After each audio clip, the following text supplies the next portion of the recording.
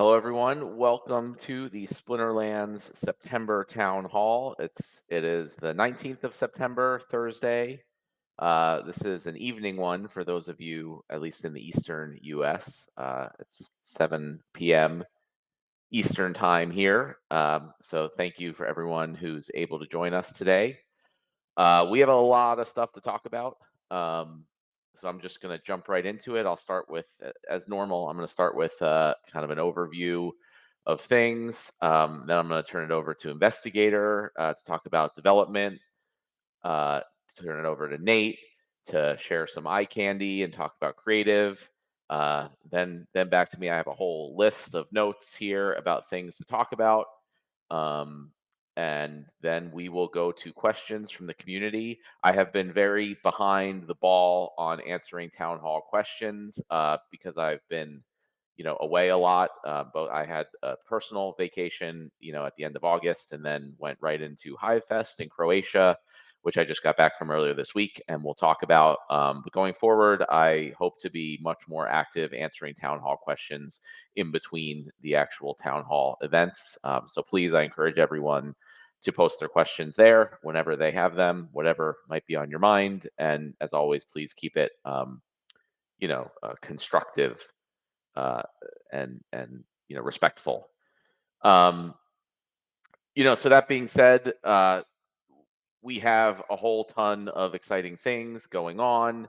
The first promo card sale is live. It's almost ending. And then we're going to roll right into the next one. Uh, I'm going to talk more about that stuff. And there was a huge milestone, which was just announced earlier today, which is that the validator software is now open source for the first time, letting everyone who's so inclined to go check out the code and try to run it locally. And that's a huge milestone there that I'm also going to talk about a little more later on. But with all the good stuff going on, on the flip side is the company is still in a very tight financial position, and that just comes from the way our revenue is very lumpy and seasonal, not seasonal, but based on when major things are released. So obviously a lot came in when Rebellion was released last year, and that's been slowly tapering off. We got funding from the DAO for the promo card sale, which was very helpful.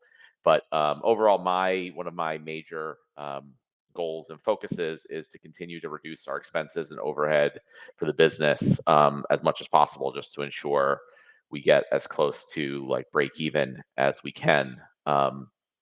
And with that in mind, a lot of people, in the questions that I went through earlier today in the town hall channel, and when I talk to people also, there's a lot of like, hey, when are we going to do this thing? Why aren't you doing this? Why aren't you working on this? There's like probably 100 cool, good ideas for things we can do.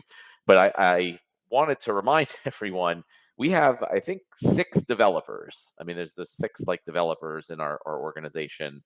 Um, we have one, cryptomancer is working on land. We have someone working on the tech modernization, and basically like allowing us to create a mobile app and site.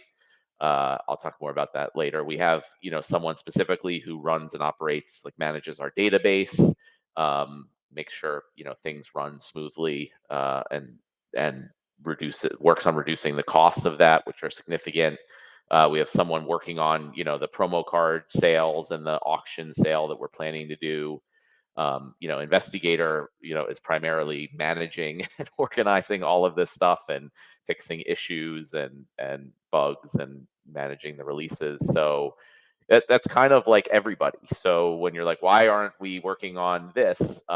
That's why, because these are the developers that we have. We unfortunately don't have resources to bring in anyone else at this time. And they're working on the things that we currently feel are the highest priority things for them to work on. And then as a developer finishes up one of the current projects that they're working on, then we could kind of take the list of 100 or so things, and it's like, what's the next one that's like the going to be the biggest bang for our buck, really, for the business. So it's all these ideas that people have are generally very good, and they're things that we would really want to do. And the reason we're not doing them is not because we don't like the person that suggested it or we think it's a bad idea. It's just we have 6 developers, and we have a bunch of things currently that they're working on. So I just, want everyone to keep that in mind, when they're asking those questions about why aren't we doing X, Y, Z. Um, but yeah, so that's like the general overview. I think things are kind of looking up, and am very excited for what's coming towards the end of this year and next year, not just in the general cryptocurrency space, but also, with Splinterlands in particular. And if Splinterlands starts getting, out a lot of the things that we're trying to do, especially like with the mobile app and better onboarding experience, and we start marketing and promoting, all that while going into what I hope will be another, bull run for cryptocurrencies, that can be where the real fireworks happen. So, my goal is to really manage expenses and costs as much as possible to make sure we get there, and we get there with as much, runway and, uh, you know, assets and cash on hand as possible. Um, so that's kind of my focus, a lot recently has been on that and the financial side of things.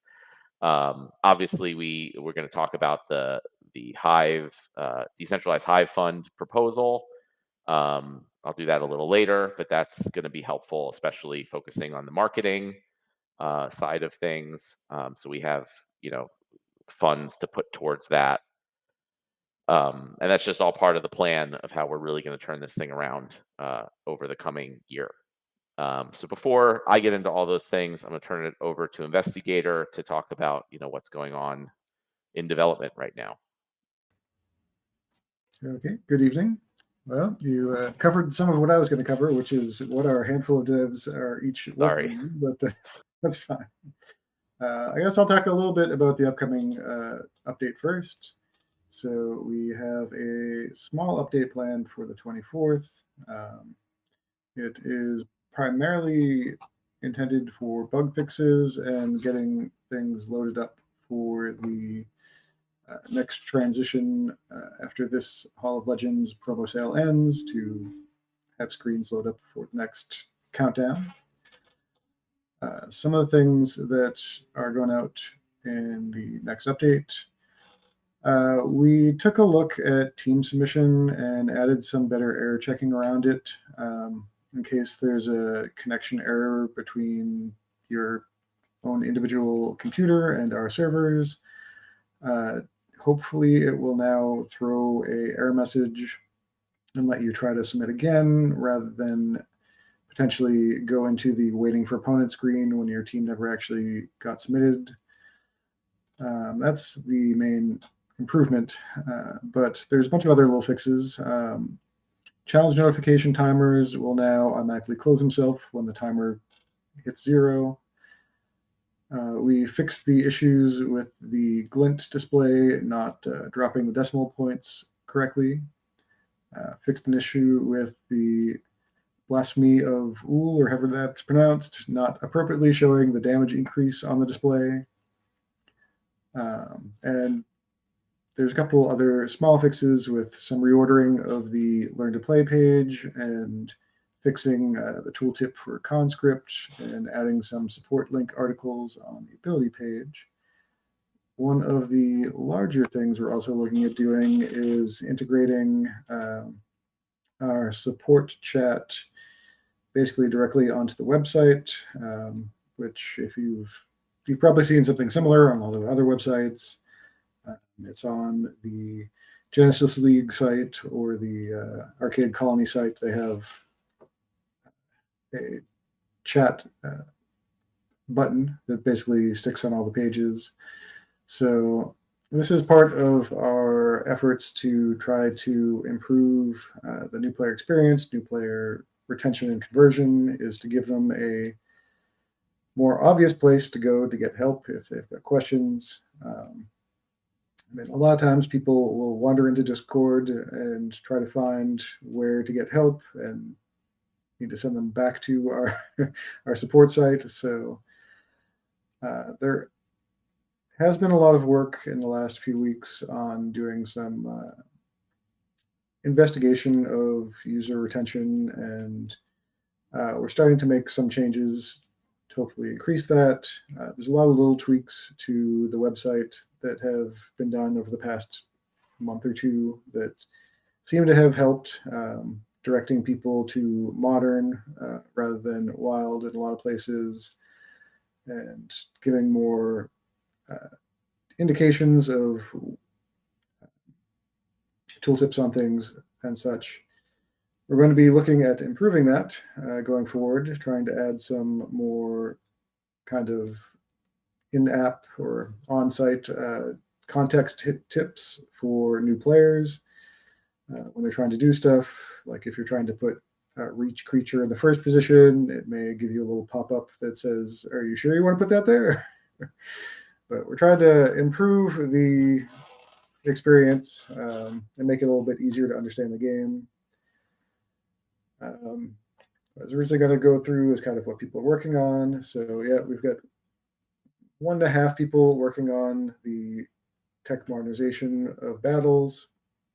Uh, Basically, one person working on the promo events and the upcoming 100 card auction.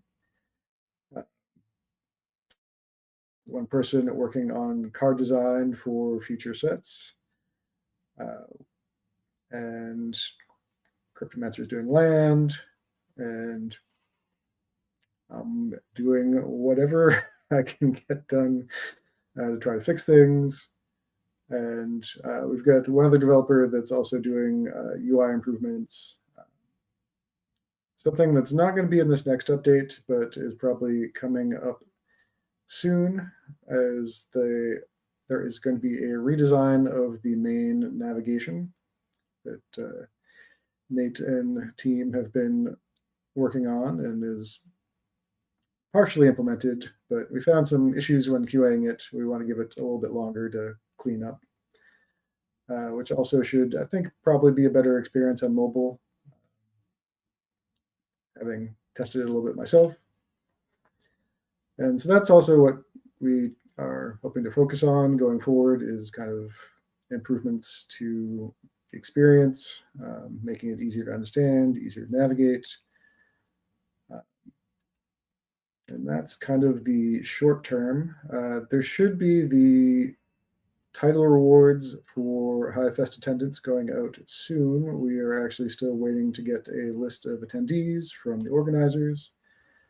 But once we get that, it should be pretty quick for us to include those. And I think those are the main items to hit for the very near future. I'm sure Matt will talk a lot about, or talk more about the longer term upcoming changes and things we want to get done. I Yeah, do for have sure. one thing from support. They wanted to give a couple shout outs before I forget. Um, they did want to thank B. Jangles for suggesting that we add the ability to enter tournaments directly from the tournament page. Beaker suggesting that we add back buttons to both items and market onto the card detail screen, which is a nice improvement to the navigation. And Danny Boz for recommending that we add a repeat challenge button so you can easily challenge the same person again. So we are taking feedback from players in the UX channel and Discord and trying to implement good ideas when we hear them. Yeah, and just to clarify, like also if someone submits an idea and it doesn't get implemented, doesn't necessarily mean it is not a good idea. It's just it may be more work than we're able to take on. So, but yeah, the team does a really good job of picking up things and just seeing like, oh, hey, this is an easy one to kind of get in there when they can without taking away from the higher priority items. Anything else, investigator? That's what I remember at the moment, but I'll probably remember something 10 minutes later. But Well, then you can just jump in and interrupt Nate. Uh, no, but all right. Without further ado, we will turn it over to the master of eye candy himself. Maybe I don't know if we'll be getting a little sneak preview of the new promo cards. But yeah, this is like the main event. Uh, in Oh, this is my the main opinion. event. I don't know. I think most people think that as you share your insights, that is typically the main event. But I'll be a happy runner up to I don't know. that. There's a lot of eye candy yelling, a lot of times. So Yeah. Um, And just to point out, Rondon did put in the channel.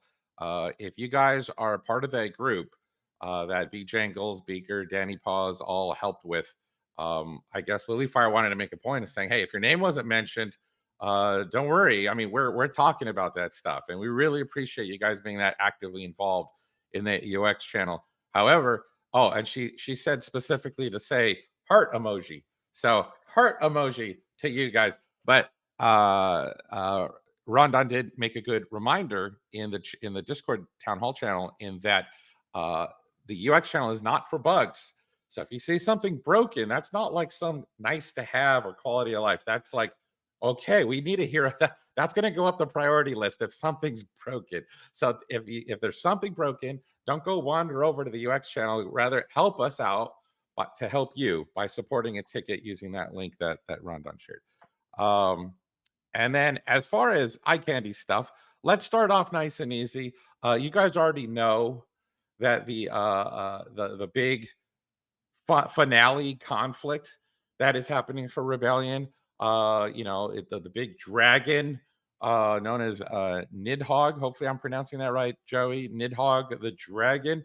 You guys already have the stats for that. I'm not going to rehash that, but I thought it'd be fun just to share like a little wallpaper for those of you who think that maybe this new summoner maybe stands a chance of competing with the big dogs from the past, and the big dogs being what, like maybe Byzantine Kitty or Yodin or, those legendary summoners or the tactic summoners that we currently have.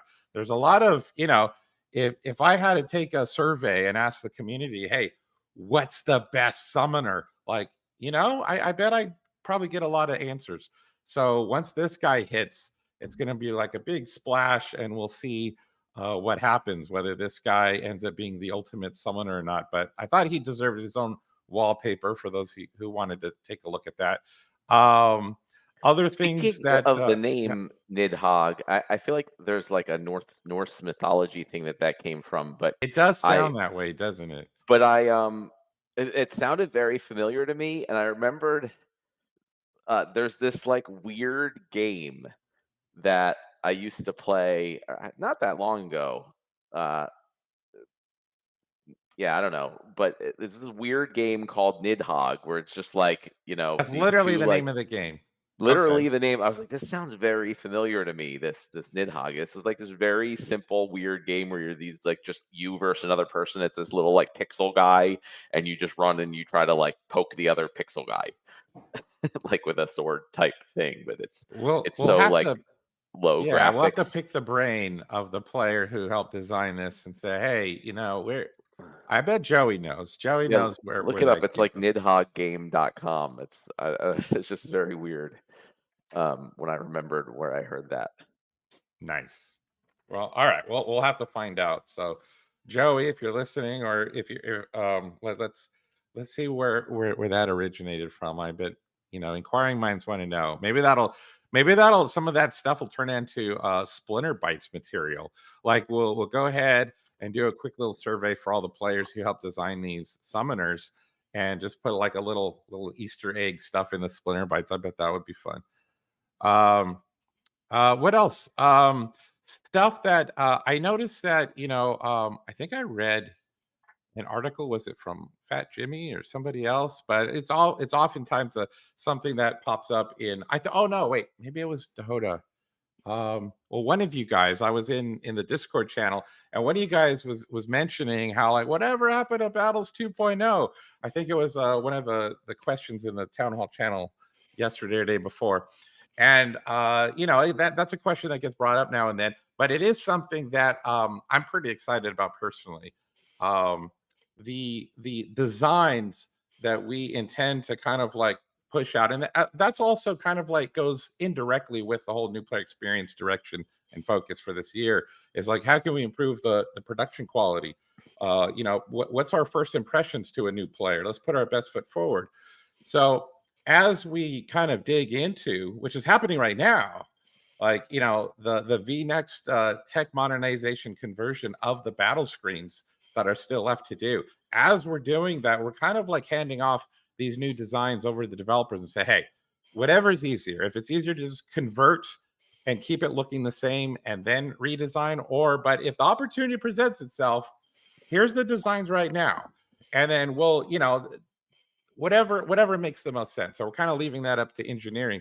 But whether it happens right now, next month, end of the year, early next year, I do see these designs. I can't but be pretty excited about what the future holds in terms of how the game will start to evolve and morph into a cooler looking product with some sizzle to it. So, like for example, here is I might have shared this before. I don't remember, but the design for the I talked about splinter bytes just now, so it made me think of this screen.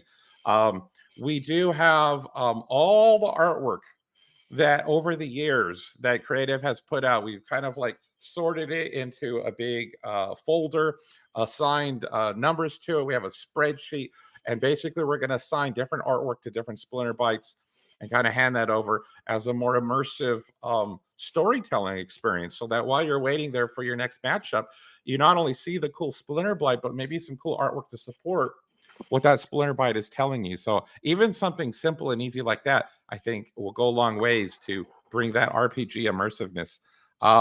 Battle rules, like once you do get matched up, we do intend to start kind of tweaking that screen as well. And again, this all bleeds into like what happened to Battles 2.0. Well, little by little, we're doing it little by little. So this kind of screen represents kind of the stylistic direction we started to take with tactics, and we're just kind of jumping and building upon that and iterating upon that and saying, okay, what else can we do to further improve the overall design of the actual gameplay? Like if we're going to worry about the design and the production quality and aesthetics of any of the screens in the entire ecosystem, well, it makes sense. It would be the gameplay screens that get the most love. And unfortunately, those screens have probably got the least love over the years. They're just, a lot of them are obsolete and they just need some love. And so that's what we're trying to do here. So whether it's from the previous battle played, or whether it is how the battle rules are portrayed, or any of the other stuff, we're working on towards not only how it looks on desktop, but the mobile responsiveness. What can we do with the designs to make sure that that mobile gets love, so that when you pull out your phone while you're at the grocery store or at the library or whatever, that you can have the same beautiful polished experience as you would have gotten on the desktop. And so that's always a big goal on creative, and we're trying very hard to take a mobile first design philosophy when we look at this stuff. And so I just wanted to share at least a couple of that stuff, so that, you know, because I did notice that town hall question about the Battles 2.0. So I thought, I'll give them a glimpse of what I've been seeing behind the scenes in terms of how we're kind of improving that side of things. Also, something that is that Matt brought up a little bit ago is the auction house that we intend to present for a shop page. I'm not really going to dig into that too much, but I do have the artwork that we're going to use as the backdrop for that shop page. That's fun, right? So here, for those of you guys who want kind of a wallpaper glimpse at to celebrate the fact that we have a new way of buying really cool card in the future, then there you go. There's kind of like to whet your appetite for the auction. Maybe stock up on some DEC or something, so that you can get ready to kind of bid against your fellow players in that respect. Okay, so what else can we talk about? Let's talk about. Oh, Matt already dropped the bag. He was like, "Okay, let's talk about the promos." Because right before the town hall started, I was like, "Matt, do we want to share this stuff yet? I mean, this sale isn't even over again. Maybe we should just." Matt was like, "No. This is a town hall. People come to the town hall to hear stuff like this. Let's go." So I'm like, "Okay." As last I heard, Call Me Tim and Melon Man, our stat and ability game designers, are like, "Well, we're pretty sure these are the stats and abilities and stuff." So I'm like, "Okay," but there's always the disclaimer. everything is subject to change. So if I share some stats today, just keep in mind, subject to change all the time. There, who knows what'll pop up in the last minute internal testing and things like that. But I'm not going to just give it to you. Let's start off with the artwork. This is the rare. He is an orc. He's a dual wielding orc, death and fire element. He's known as the Night Stalker, which is a pretty cool name. The way he looks, the way he's presented, you can start trying to wonder, like, yeah, I wonder what this guy's stats and abilities are going to end up looking like. And then, not to drop that yet, I'll share some artwork with you. I think I shared with this a long time ago, but this character never made it into the Rebellion set that she was intended to be in. And the reason why is because when the stats and abilities were allocated, it didn't match who she was. And we really wanted to support the fact that there's a lot of players out there who are like, lore, who cares? But there's a lot of players who do care, who have read up on all the stories from freaking Rebellion and throughout Rift Watchers and all the rest. We have published quite a lot of stories out there. And on top of that, cool YouTube shorts and things of that nature that go over the stories of this character and her comrades. And so we really wanted to do her justice to make sure that only when the stats and abilities could support this character, then we would introduce her. Call Me Tim and Melaman were able to finally connect with our narrative designer, Joey, and they said, you know what? I think we could do it this time around with this promo. So it worked out. They were able to get the stats and abilities to mesh. And so I present to you Delia, who is, of course, if you've read the stories, you know who Delia is. She's from the Zenith Order of Monks, and she's buddies with a lot of other characters that you've come to know and love. So Matt said I could, so we'll drop the stats. The first one is pretty freaking, well, they're both impressive, but this one to me is a little mind-blowing. Let's start off with the orc Night Stalker. This guy's a damage dealer, and damage dealer to such a degree that, you know what, there's not even, I don't have the words to express how crazy this guy is. So as soon as I drop this, I think people are going to go race to Tribal Decks or Hive Engine and start buying up some DC, because check this out. That's just insane. So 4 mana. So you could play this guy. I don't care what the mana cap is. This guy is readily available. 4 melee. His speed is nothing to sneeze at. But this guy's hitting your back line with a blast and a freaking execute. So if you get the opponent's health low enough, he's going to attack again. That's crazy. So if you're like me, you're doing the math. Well, wait a minute. 4 mana could equate to potentially how much damage? Yeah, that's insane. That's crazy. And for those of you who are like, well, crap, these things cost too much.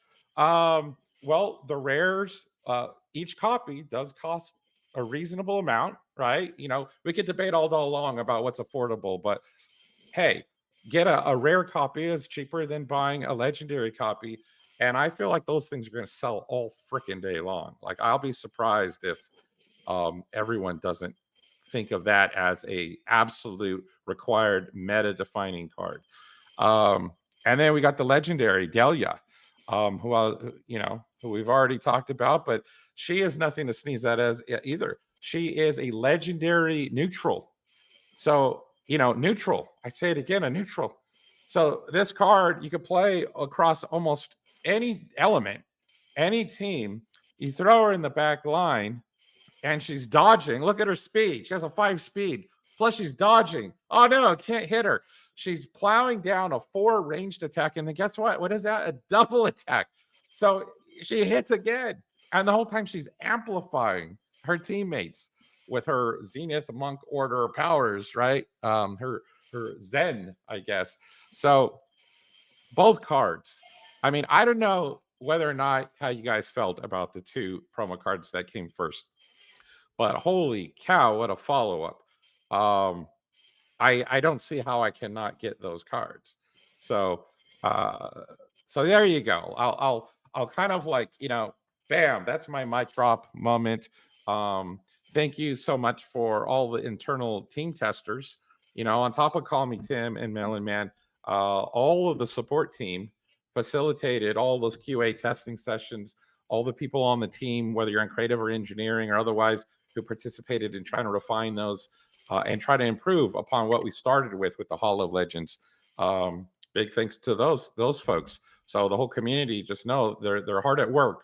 Those team members trying as hard as they can to make you guys happy and ultimately make the DAO happy, because that's where all these funds are going to. Is they're going back to the DAO, which means they're going to the SPS stakeholders, which means they're going back to you. So everybody wins. I think this is definitely a win-win. So I'll hand it off to you, Matt. Yeah, I'm glad you mentioned the reminder that like this is all for the DAO, right? So I think a lot of people forget that or don't know that, and it's like, oh, the company's always, it's always a money grab type of thing. We hear that term a lot, which is odd because it's all going to the community, right?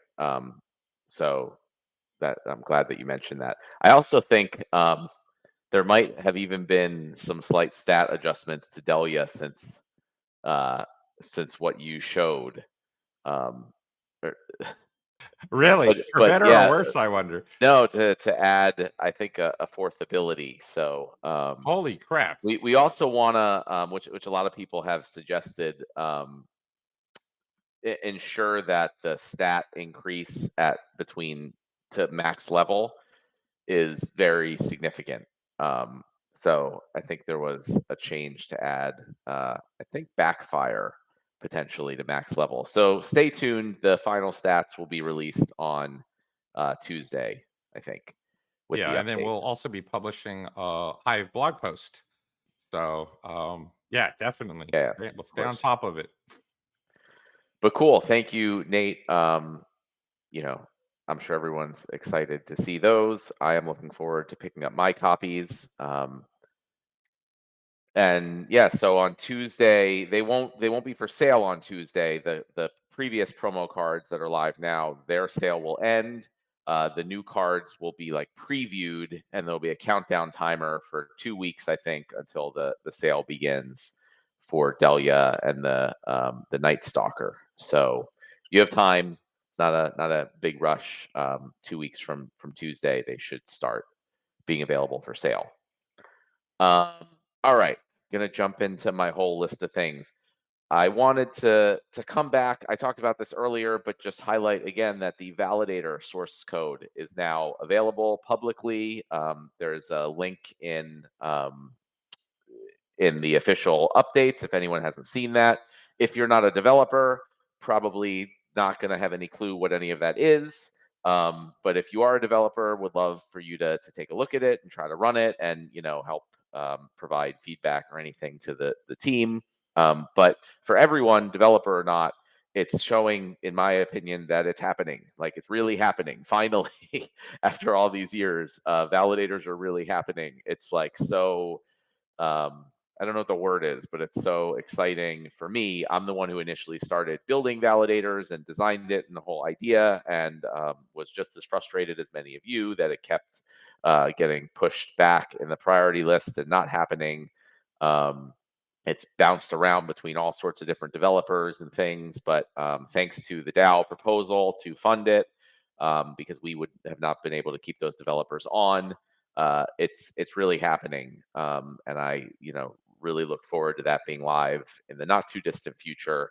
Um, and then the SPS token will be a fully decentralized token that's able to operate 100% without our company or any individual entity or person, which is just such a big milestone for us.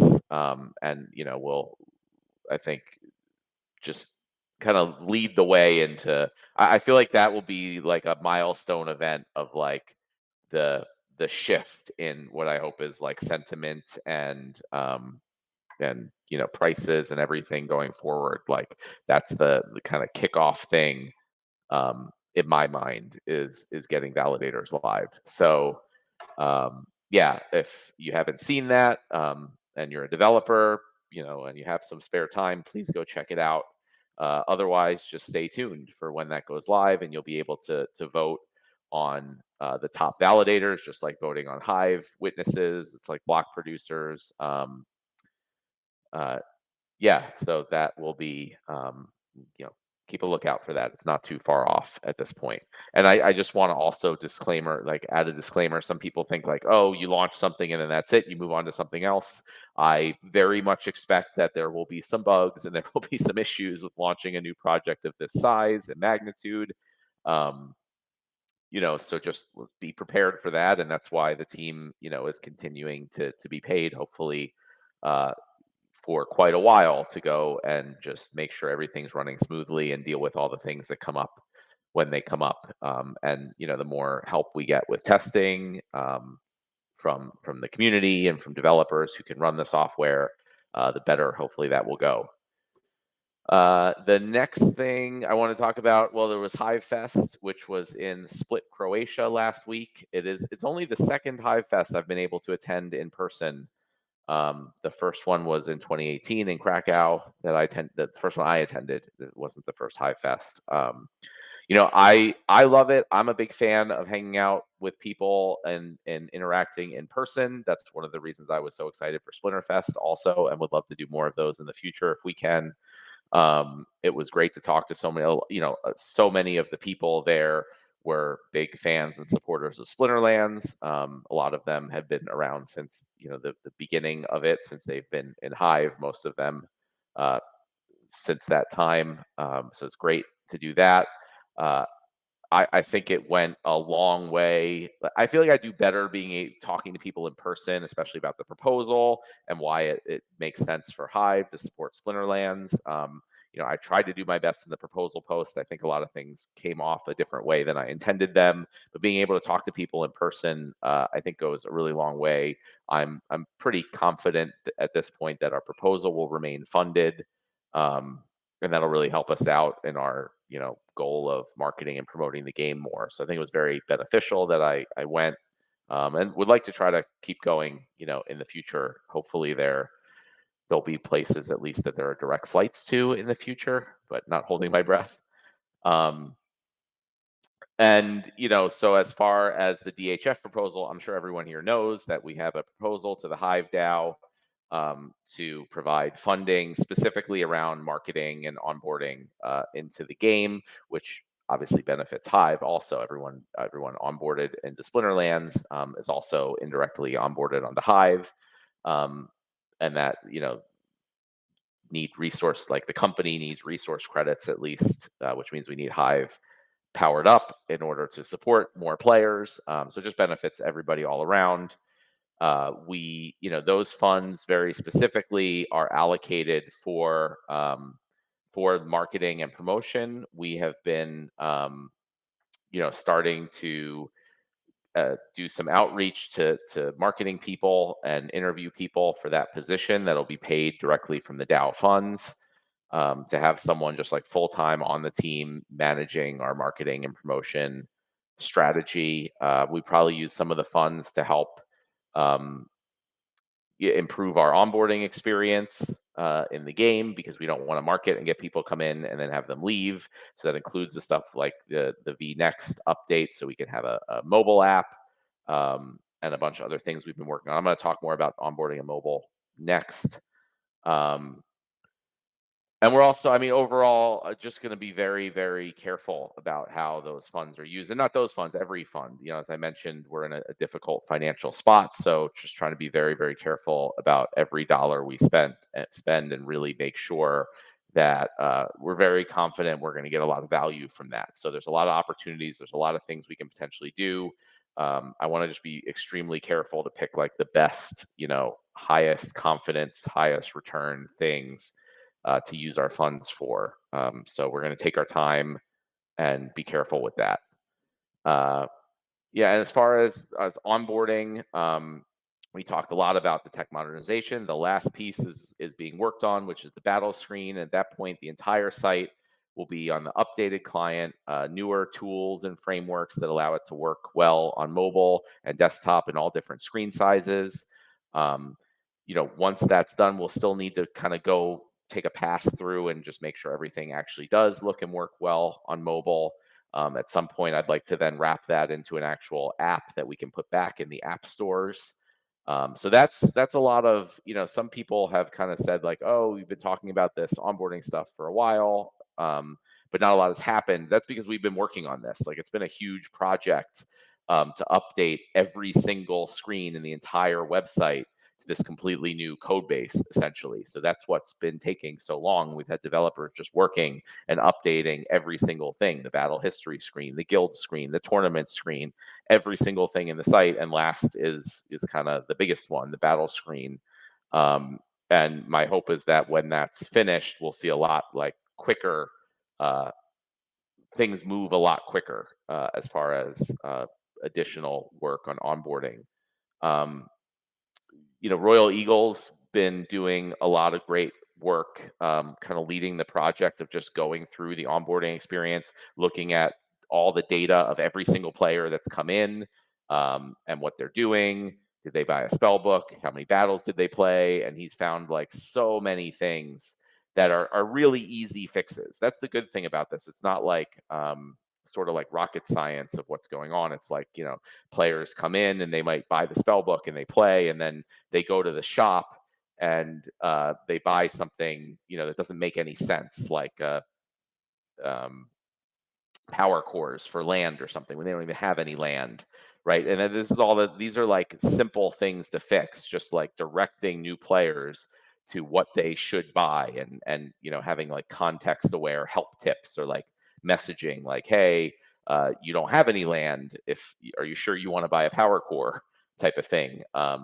We talked about just like default, like when they go to the when you go to the store page, it currently defaults to the Hall of Legends promotion, which is fine for all of you, but for new players, that's not probably the thing that they're going to be buying first and foremost. So just like there's probably a list of 50 different things like this, and we've never gone through them and spent the time to make those changes. So Royal's been leading that effort, and we're going to start making all those changes so that when new players come in, um, they get directed to exactly the things that they should be doing to give them the best experience in the game. And if they go to try to do something that maybe doesn't make sense, we'll show context-aware messaging about it. Some people come in and they buy wild cards off the market and then aren't able to play them in battles, for example. Like, those are easy things we can just throw up a little warning message and point them to the right place. So these are the type of things where we haven't been working on them for a while because, like I said, we've been focusing on getting the whole site updated to work on mobile,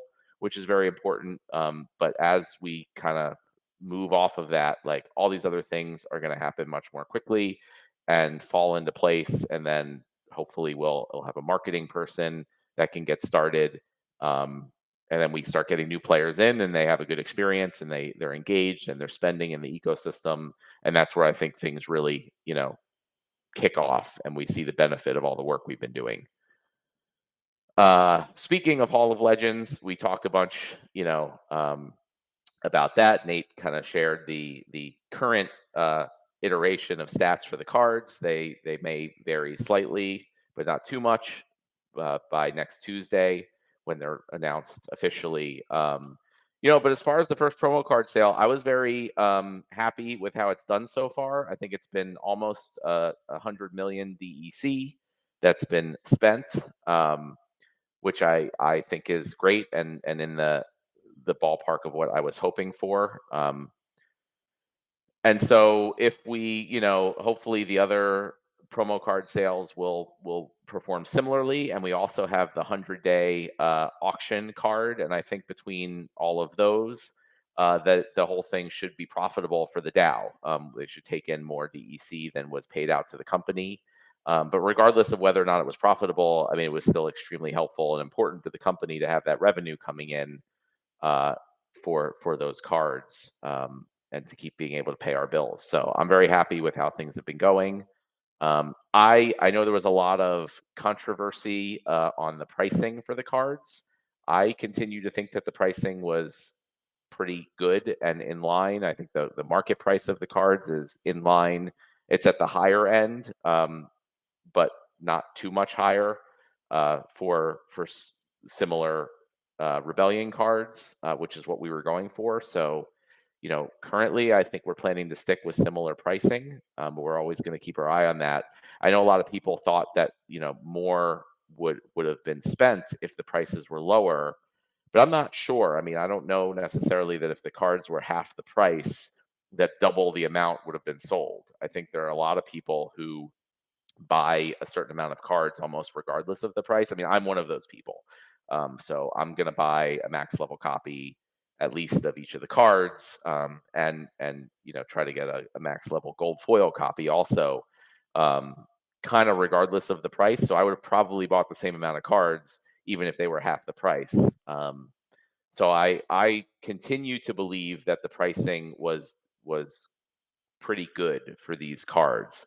And from the perspective, which I encourage everyone to think of getting the most DEC to be spent as possible.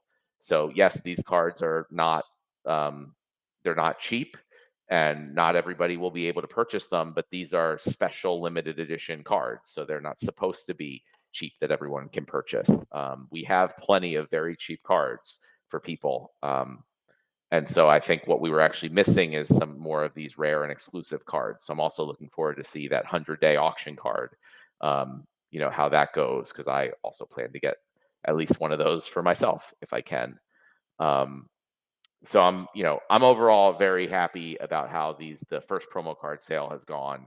Um, I think it's going to be profitable for the DAO. I think it's been very helpful for the company, and I look forward to seeing also how the prices of those cards do in the future, because the current ones they're very low circulation. If you can, I think it's like a quarter of the circulation of similar Rebellion cards. So these cards are going to be rare. They're going to be hard to get in the future. And as new players come in, or players who maybe just didn't want to participate in when they were on sale, may have to pay significantly more to get them off the market in the future, which is exactly what I was going for with the pricing and the setup of this whole thing. Uh, Also on the topic of new cards, I know I mentioned, we were looking at doing a mini set for Rebellion, which has also been a hot topic.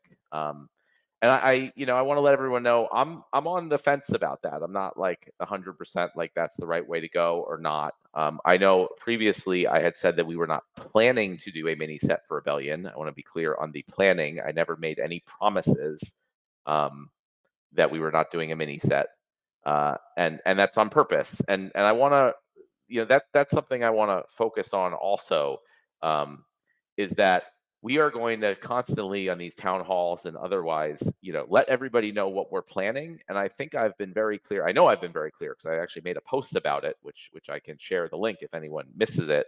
And in the post there was an entire section that said, that we are going to change things. I mean, if there's one thing that we can promise, it's that stuff is going to change. So we're going to plan certain things, and then as time goes on, those plans are going to change. I mean, so the only constant is change, is uh, the saying goes.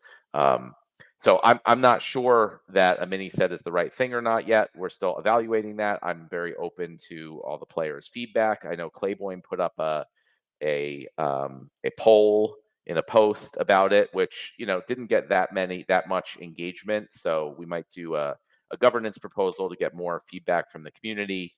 But one thing that is not going to factor into my decision at all is that we had previously said we weren't planning to do a mini set. If it, regardless of what we were planning in the past, things change, and we're going to try to make the best decision based on how things are at the time. So that being said, as far as the pros and cons of a mini set, if we did a mini set for Rebellion, that would push back when we would release the next major set. So if we did a mini set for Rebellion, I would expect the next major set to come out towards the end of 2025. If we don't do a mini set for Rebellion, I expect the next main major set, to come out earlier in 2025. So, the big thing there is, how much longer Chaos Legion would be a part of Modern. So when the next major set comes out, Chaos Legion will go out of Modern. And there's pros and cons to that. Obviously, I don't necessarily know if it's good for it to stay longer or to go out sooner. I could think of reasons to both of those.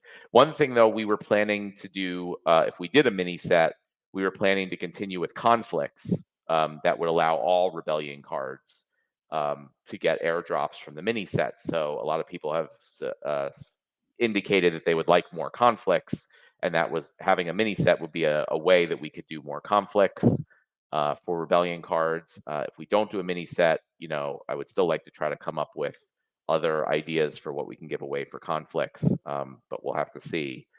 So I don't know. I'm on the fence. It's not something where, some people, which I appreciate, but are very like, oh well, Matt said it. We have to support whatever Matt wants to do. I don't always know what the right thing is.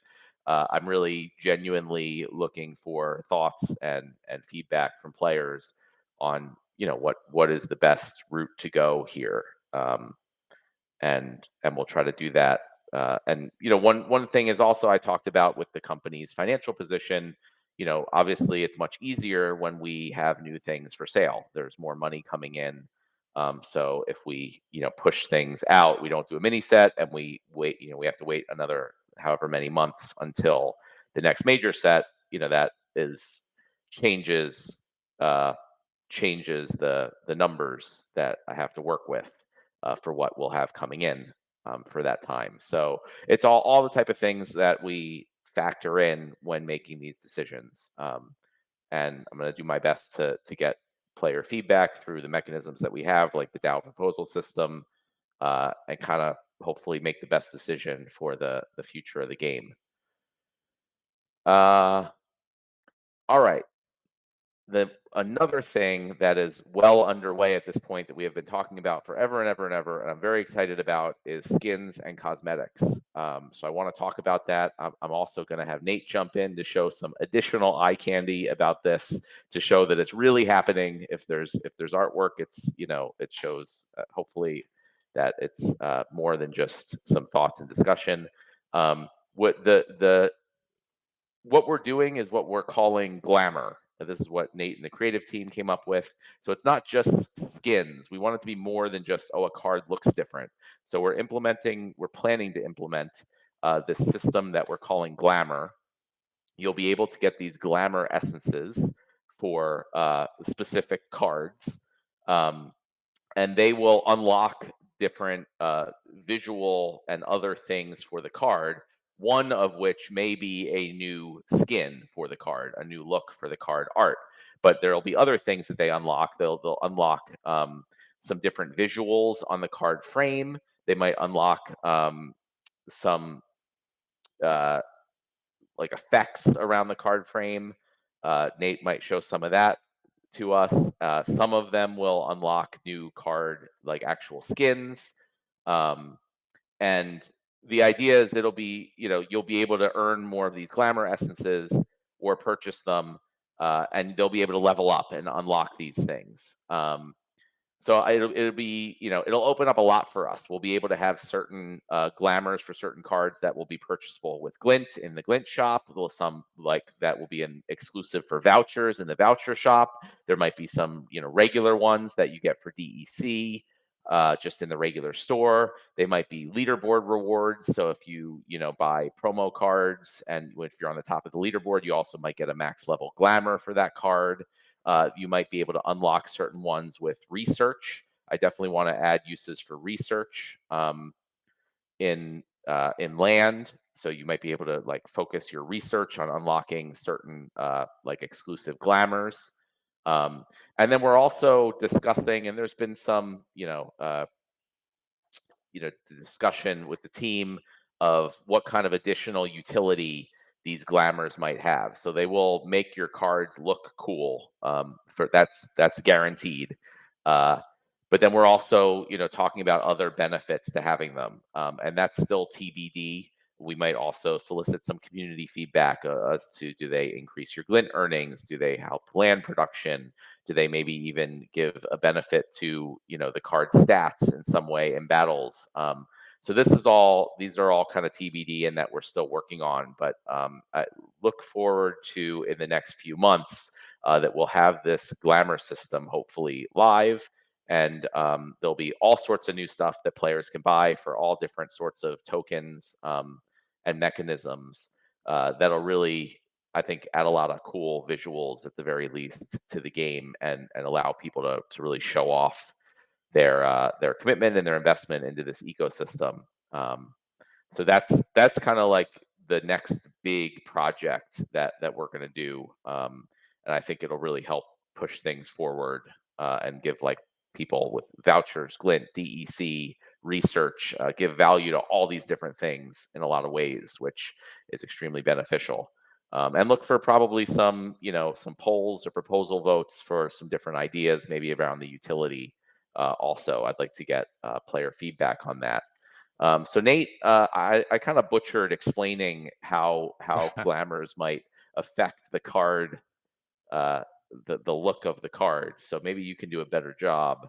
Uh, a picture's worth a Yeah, thousand yeah. I words. mean, I think you did a pretty good job in explaining it. I think that just to give you guys, in case you missed previous town halls or any reference to what we were thinking of doing, uh, a, a glamour is basically the Splinterlands version of cosmetic enhancements, and we wanted to just not go halfway with it or just like let's throw some skins. I was very excited when Matt was like, "No, let's give it some umph. Let's really, if we're going to do this, let's make it as successful as possible." And so, for those of you who've been patiently waiting for some sort of cosmetics, I think your patience is going to pay off big time, because we're not just here's some new skins. It's like no. It's a very robust system, um, and it's different than a lot of other games where you just go pay some money and your person looks different. It's like okay. We are basically trying to immerse the player. This is always important on the creative side, anyways. Is we're always trying to make you, the player, feel more immersed within this RPG world, which I think it's a huge differentiator between Splinterlands and a lot of other card games that treat their games as like, well, it's like playing chess or checkers. Splinterlands has a lot of depth to it. So, as we get into the onboarding experience and we start, putting more and more of that out, I'm hoping that you guys see more of that. But in terms of glamours, it's you're a battle mage and you have these enchanted cards in the arena. And so you have a glamour spell that you cast upon these cards so that the manifestation looks different. And then the crowd roars when they see this cool manifestation that now looks different. And so let's take a look at what this would be like. Starting off with what you might see in the shop. This is kind of like what glamour essences will look like. And we didn't come up with the name essences just like, we need a word for it. Um, it wasn't that long ago that I was actually talking to Quantum Nachos, and he was pointing out to me, man, Nate, I feel kind of bummed because land, it's like tactics kind of got thrown in. It was like, landowners were buying land for items and spells, and you guys are doing tactics. So kind of taking that out, kind of delaying our item and spell love. It's like, when are we going to get some love? And so, as Matt pointed out, it's like, well, you get part of the white paper for land is these essences. And if you're using essences to someday craft item and spell cards, why can't we use essences as well in a raw sense, create glamour essences to somehow help to create these? So as we launch this and we figure out how it plays into land, I really like that Matt was on board with the idea with like, yeah, let's give land some love. Let's make it so that, you can't get certain glamours essences except unless you're a landowner. And maybe that I really think that's a really cool idea. It's a way to give and it really opens the doors, because up until this point, you guys would know in 5-6 years that was our product, is we had to make more cards. If we were going to make the money, or the DAO needed to make money, or anybody needed to make money, you just make more cards. And we just make more cards, and then we need more, make some more cards. And so we inflate the supply of cards, because what else can we sell? And now that we got this figured out with the glamour system, I'm pretty excited. I hope you guys are too, because it really does open the floodgates for all kinds of microtransactions, base glamours and premium glamours, and glamours being sold in different ways or crafted in different ways. I think there's so much potential to be excited about there. But yeah, so those that's what it'll look like for the reward shop, where you spend your glint based on rarity is what we're thinking. Everything's to be determined. Everything is subject to change. But right now we're thinking, hey, it might be based on rarity. So you go and buy some. It's kind of like a draw. You buy a rare essence draw, and the next page might screen that you're navigated to might look something like this, where instead of a card flip to see what you got, the system is going to acknowledge, hey, I got this many essences of these of this card, and the system, you don't have to sit there and like pick which ones to combine. The system's just going to add up the essences, and as soon as you have enough essences to qualify or unlock level 1, then boom, you now have a level 1 glamour. And then when you have enough essences to qualify for level 2, boom, you got a level 2 glamour spell that you can cast upon your cards. And the way we thought about essences is narratively, you're a battle mage, and maybe you have a ring or an amulet, maybe you have a staff or a book, whatever it is. Pick your poison. Whatever item that you feel is close to you as a magical artifact, this essence goes into the artifact, so that when you're in the arena, you can go ahead and use that essence to fuel your spell to cast a new illusion upon your manifestation in the arena. So that's kind of the story, the narrative behind it all. Now, what's cool is once you start unlocking glamours, like let's start off with what a card looks like now. I'm going to choose this demon guy. He's a life demon guy. I'm going to use reward cards because initially when we launched glamours, even though we got a lot of skins, chances are we'll probably launch in the reward shop first. It only makes sense that the glamours you get in the reward shop are the glamours essences you would get for those reward cards you're getting from with your glint. So as you're buying, using your glint to buy reward cards, you can also be changing how those cards that you're getting appear in the arena. So here is a demon. You guys already know this guy. Hopefully some of you guys have already had the opportunity to use your glint to get him. And if not, I wish you luck to get this guy. But this is how he looks in his normal standard format. Once you start unlocking glamour level 2, or let's say glamour level, whatever, this is he'll kind of start changing a little bit. So here is first thing is he's going to change how he appears. So you'll notice that his appearance changes. We tasked the creative team when they created all the characters is, remember, we're going to want skins for all these, so make the skin look kind of cooler than the default. So I'm hoping that, and I've seen all this artwork. It looks amazing. So I think that for the most part, they pulled it off. All your characters will start to feel more enhanced, more powerful, cooler. Joey and Dan, the narrative designers, have lore that maybe we could convince engineering to kind of add a little glamour update to the lore tab. So anytime you equip a glamour, you can kind of get a little snippet, like maybe even just one sentence long, that kind of gives you an idea of why does the character look different, what's going on.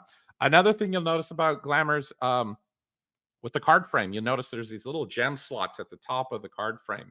That's to indicate the level of glamour that you have. So this guy is a level 2 glamour. So he's a level 1 card with a level 2 glamour on him, is basically what that card frame is communicating.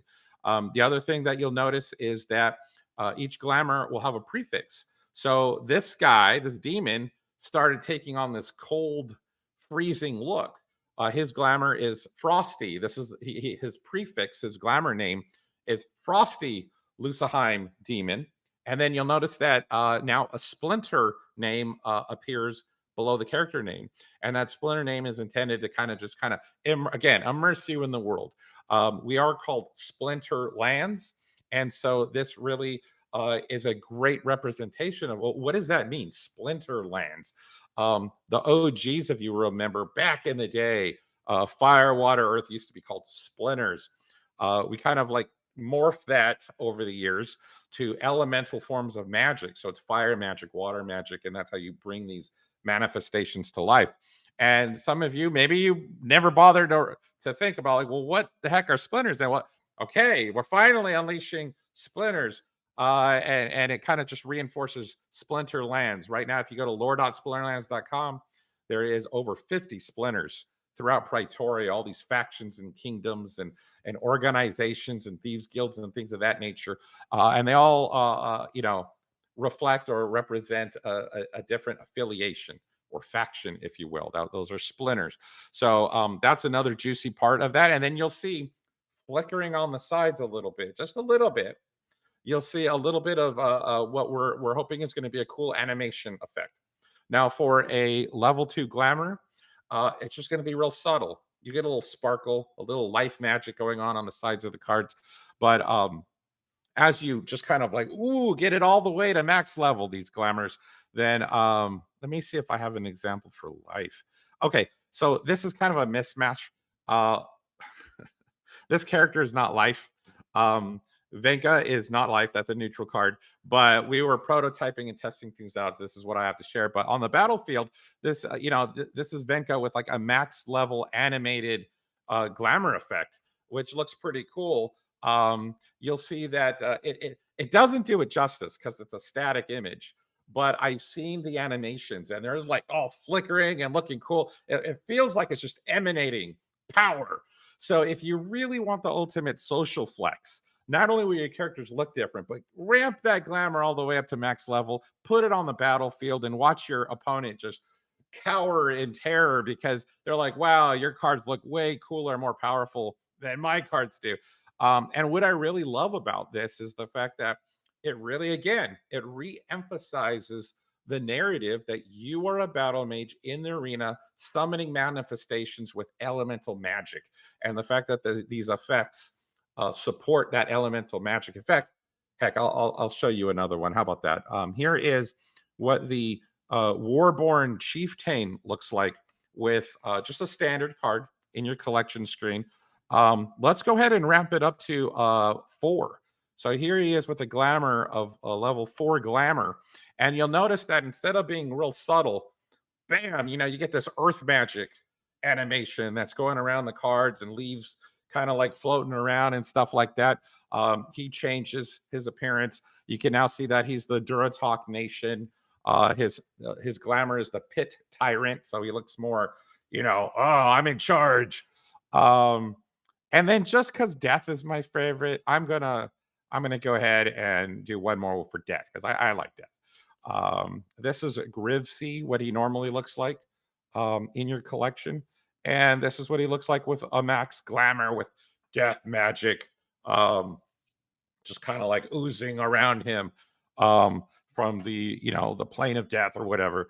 And he's, of course, a Gobson family Splinter is where he's from. That's his faction.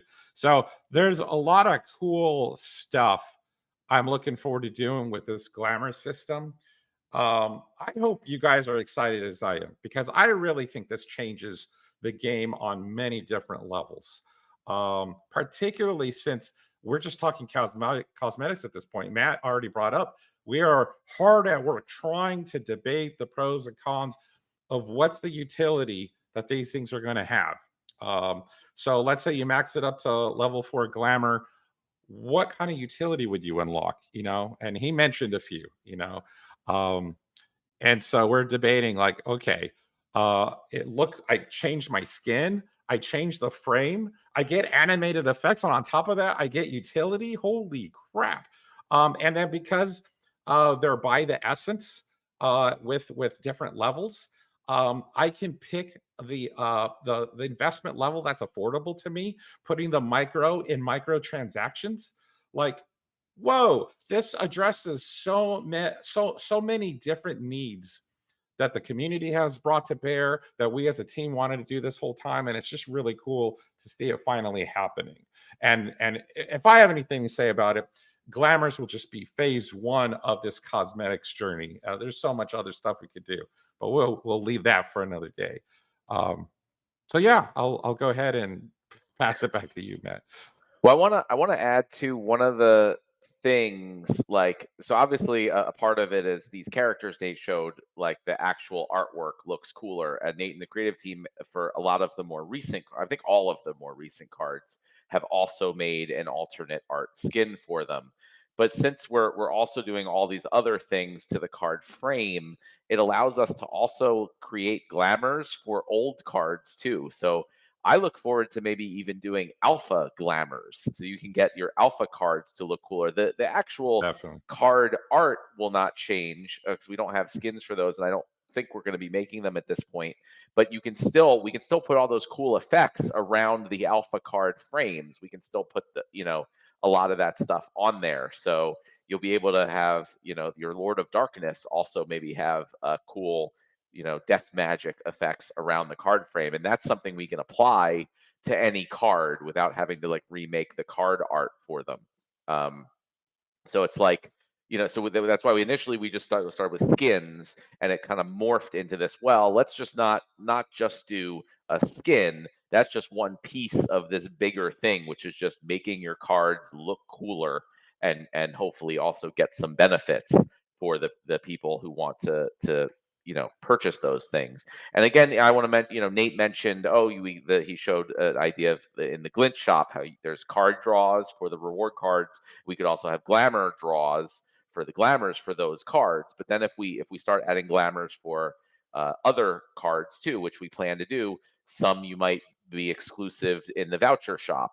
Some you might just purchase with DEC. When we release a promo card, we'll release a glamour probably with that too, that you can maybe get for free if you're on the leaderboard or whatever. We can potentially even have like one-of-one glamours where like you have the only and there could be more than one glamour for a card too. So, the Warborn Chieftain, he showed Pit Tyrant, Warborn Chieftain, but there could be multiple for that same card, and you could potentially have a one-of-one or a very special glamour for a particular card that like few people or no one else has. So it really just opens up a world of different possibilities. And the key thing is in a way where it's not like it keeps the amount of work hopefully to relatively minimal. It's a lot of just changing out graphics for the most part and adding some screens to do purchasing and managing it. But it's we're trying to keep the development effort as small as possible while adding the most value ultimately to the game and to all these different assets. We talked about also, the idea of being able to unlock certain glamours through land um, and research, which I'd love to be able to do. And so that's again, I talked about earlier the big, huge list of hundreds of things that we can do to the game. And so we're looking at all those and being like, well, what's something that's like for the amount of work we like biggest bang for the buck? And to me, this glamour system that we've come up with really fits that bill better than most other things we could think of, which is why I currently have it on deck for the next major project. Is like bang for the buck wise, it's not that huge a project relatively, and it just opens up so much that we can do and gives so much value to so many different tokens and so many different things that need it. It's something we could do with conflicts, right? We could have ongoing conflicts to unlock special glamours for maybe the conflict cards or just for all rebellion cards or whatever. I don't know yet. We haven't even gotten to that part of thinking about all the use cases for it. But this is part of the thought process about what we do and how we prioritize things. It's like relatively low development work for huge potential and opportunity. The last thing I want to touch on before we go to questions is Well, just a here, quick. Oh, just real quick. Claiborne really put all me on right. the spot, and he makes a survey. He gets people involved. He says, "Should Nate show this?" And I'm like, "What the hell, dude? I don't have that ready." So I'm going in the Google Drive folders and for creative. I'm looking for the artwork. I'm putting it in Photoshop. I'm like, "Okay, fine." If you want to see the artwork, fine. No other surveys though, because I'm not prepared for that. But sure, before you sick the wife on me. I will go ahead and give you the skin for Fabino, the crime boss, the goblin crime boss. That's what he'll look like in the card. Cool. Thank you, Nate. Now I know if we need Nate to get something done faster, we just have to put up a poll, and then all of a sudden he No, rushes to no, do no, it. no. Cool. Yeah. So I want to do a quick land update, and then we'll get to questions. as you all know, Cryptomancer is working on land. He's been doing a bunch of traveling and was away as a lot of us were over the summer. He's also been working on some Hive engine stuff. He's back working mostly full time on land, as far as I understand. The unfortunate part is land is kind of a huge, messy code base, and he's just kind of has to do his best to learn it and figure it all out pretty much on his own at this point. So we talked to him earlier today. He currently doesn't expect the new resources and stuff that he's doing to be done until early next year. Um, Obviously, we're going to see if there's any way we can make that happen faster, because as much as all of you, want that stuff to be ready as soon as possible. But that's the update. As you know from earlier, we don't have any other resources we can really put toward it. But Cryptomancer is going to do the best he can to figure it out and get that stuff done. I think, as with anything, once he gets his feet wet and he's gotten more comfortable with the land code, hopefully future updates will start coming out more quickly. But it's been a big project for him to kind of figure out everything that's going on there and be able to make changes without breaking everything. So it is what it is. I wish I had better news to report, but that's where it is. I mean, for a reminder, for anyone who's maybe missed previous times I've talked about it, the next step, what he's working on for land, is adding in the 3 other natural resources, which are wood, stone, and iron. Um, and the idea, if we also, along with adding in those resources, which will be, instead of just needing grain to produce research and SPS, you'll need all of the 4 natural resources, and then certain plots. Not every plot will produce grain. Only certain plots, like plains, will produce grain, and things like mountains might produce ore or iron, etc. And if we couple that with research having utility, to like unlock things like glamours, the goal is that will create a ton more volume in the internal market, as people won't be able to produce all the resources that they need. So you'll be forced to swap on the trade hub, and then more volume in the internal market on the trade hub will lead to more DEC being burned, and more rewards for liquidity providers, which means more DEC will also get locked up in the pools there. So that, to me, is like a big milestone of getting like much more activity on land and getting more DEC locked up and burned, which hopefully, coupled with all the other things we're doing, is why I'm excited for what's in store over the next coming months. So that's the land update. Without further ado, feel free to post the message to open it up for questions in the chat. We have about 40 minutes left. I will try to get through as many questions as we can get to in that time. And as always, I want to remind everyone, if you have questions that don't get answered now, or you don't think of until later, post them in the town hall channel in Discord. Now that I'm done traveling for the foreseeable future, I'm going to make sure to go and answer those questions as often as I can, so you won't have to wait another month till the next town hall to get them answered. Anything you guys want to add while we're waiting for the questions to come in?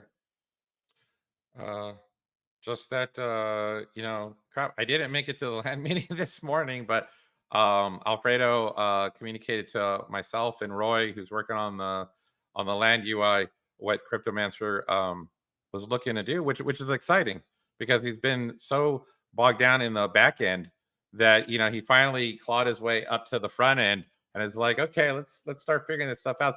So we did kind of like establish some sort of game plan to where, like, yeah, we're gonna start pushing him some design specs, or at least wireframe stuff, to kind of give him some guidance on these extra buildings and filters and resources and all the stuff to make these things work. So I'm pretty excited about it. I think it's cool. It's cool to see all the forward motion. Yeah, So I yeah. hold out hope that, Cryptomancer, he's very conservative with his estimates, which is kind of the opposite of a lot of developers. And I understand jumping into a new complicated code base is scary, and he's rightly being cautious about about what he does. My hope is that he finds it to be easier than he thought, and maybe it gets done a little sooner than he thinks. But you never know. We'll have to see. Um, all right. So first question from Led Joel. Hey Matt, how are you today? Oh, I'm doing pretty good today. I'm getting over my jet lag from coming back from Croatia. Really appreciate how quickly you and the team are delivering on all your promises. Thanks. That's great to hear. To clarify my question from the previous town hall, I accidentally mentioned Battle Pass and I meant Wild Pass. Can you give the option for a subscription for Wild Pass where the game automatically debits DEC at the beginning of every season for the purchase of the Wild Pass? Yeah, I mean that's interesting. We don't have anything where there's like automatic debits. So I don't know. That's something I would see. That's the first time it's been brought up to me, at least. So I would see if that's something more people would want, and then maybe we can look to see if we can do it. Uh, but again, it all comes down to priorities. So if it's like not a lot of people care about it, it's probably not worth the effort.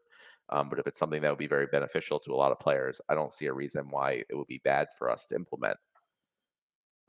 Question from Emerald Knight: is the node validation software ready to use? Yeah, I think so. I mean, it's released, so you should be able to download it and try running it.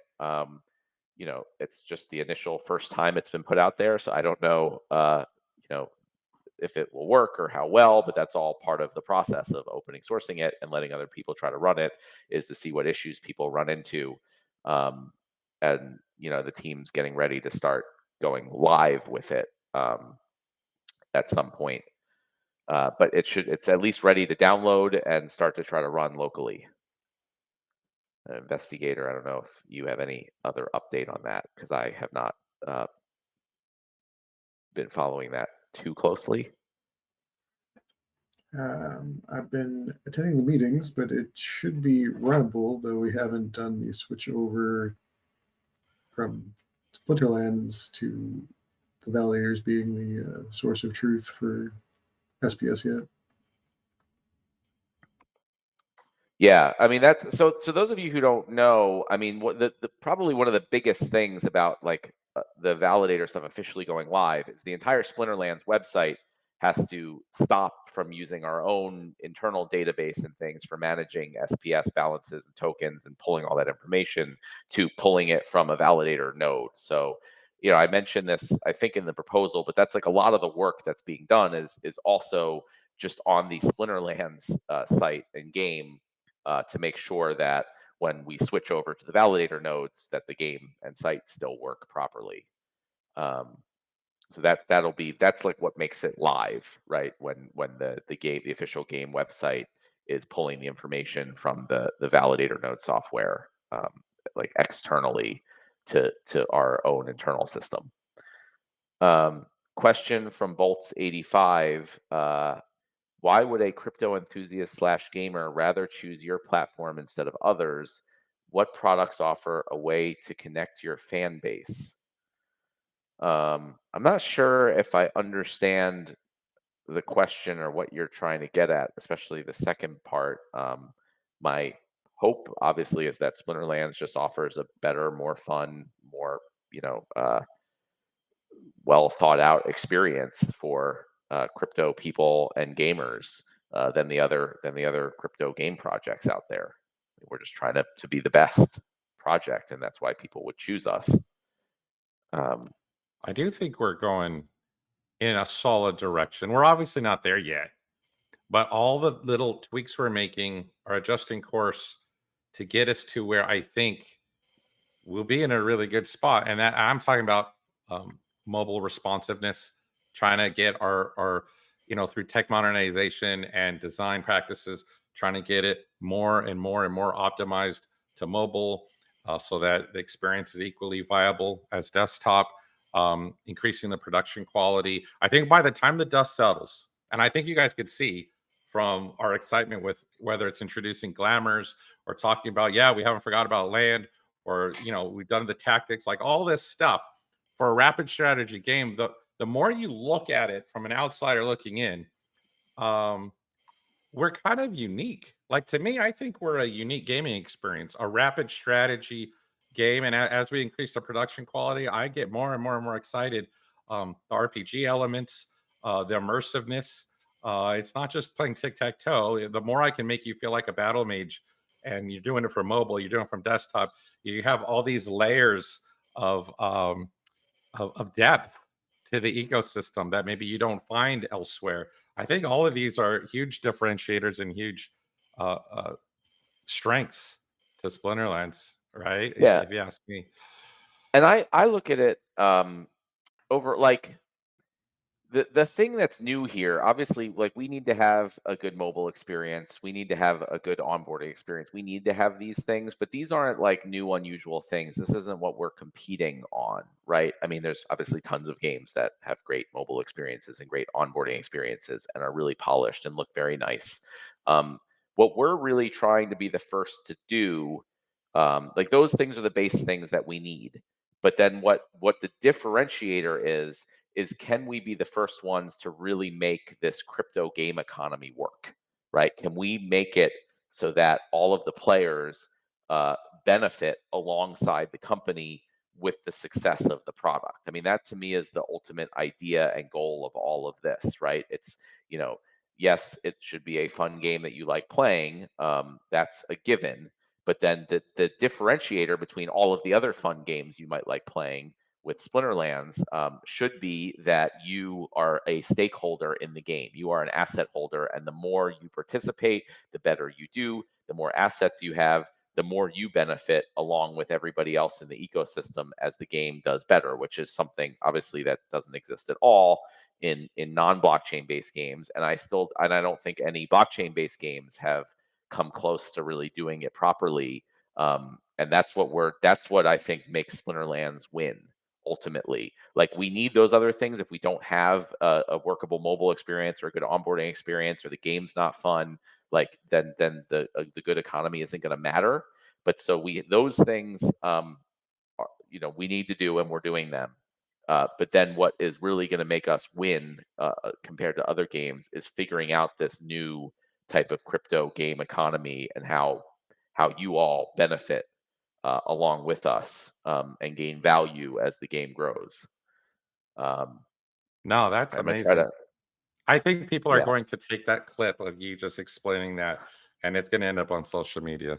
Gold matters will make it happen because I think that that is huge. It's like the more you play the game, the more SPS you earn, the more you become a stakeholder. The more you become a stakeholder, now you're not just a gamer or a player, you're also a stakeholder, you're a partner, and you have an invested interest in making sure that the game you start off just playing as a consumer is also successful. Like it's this like mental flywheel that like yeah, it's mind blowing when you think about it. yeah, and that's what's different. That's what like we're here for. That's what we're doing. Yeah, and it's like we got to figure out how to make it work. I mean, and we try all sorts of things. A lot of things don't work. Obviously, certain things we've gone in the wrong direction, but that's like part of the process. And there's lots of other games trying to figure that out. From what I've seen, I don't think they're doing a very good job, and I think we're very far ahead of them in that respect. And that's why I think if we get the other parts of our game um, that have been lacking, that like are just the base expectation, like mobile experiences and all that, up to par, then the differentiator really shines. All right, let me start going a little faster on the questions. I don't know how many there are. Intrepid Surfer says, "Sorry, he missed the first half of the town hall. Will 2025 be the year of land?" I don't know. I would like it to be, but I also wanted 2024 and probably 2023 and 2022 and maybe even 2021 to be the year of land. So it really comes down to just how things are looking. If things go really well, if we're much better capitalized and we have more resources to bring on, then yes, 100% like land is going to happen. But I've learned my lesson about saying that because I don't know. Land has been slow and it's been tough and it's been difficult, but I still submit that it is awesome and it is like a really amazing solution for how to give older cards value on an ongoing basis in trading card games, which I don't think has ever been done in any trading card game. And the huge boxes of old Magic cards in my basement can attest to that. So yeah, it's frustrating, the slow progress on land, and if we have any possibility to make it go faster, I'm going to take that. Claiborne says, "Did you know we've raised 75,000 vouchers so far to help the team recover from the pool launch issue? If people want to contribute, they can get the instructions here." I did not know. That is awesome, and I want to thank everybody for That's again, it's like part of being invested in this, as we just talked about, is I think it also comes to the community to help out when things go wrong. Um, and it's great to see the community doing that and helping us out with those things. I'm sure as much as we try to prevent it, it will not be the last thing that goes wrong. And if we all kind of work together, we can just recover from it, and hopefully it's not a major issue. Question from Quantum Nachos. You said the next card set comes out, certain sets will increase production PP, like production point on land values. Is there any updates on what that might be for the shift in values? No. Well, I mean, first we have to see when the next card set comes out, and then we'll figure that stuff out as it gets closer. So that's not something I've spent really any time on yet. Question from Draconis72. Is there any consideration including a lower end or less powerful card for low stakes players to purchase in conjunction with the elite card sales?